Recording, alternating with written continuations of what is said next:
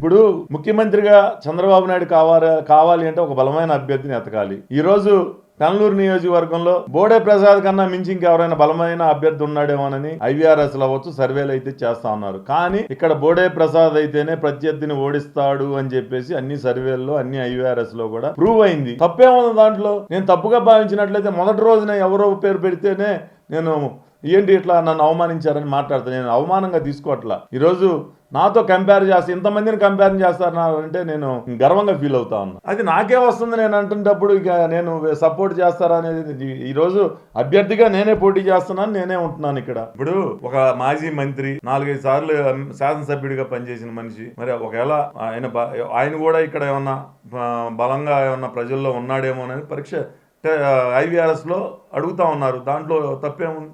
చాలా పాజిటివ్గా ఉంది. 100% నాకు అనౌన్స్ అవబోతా ఉంది.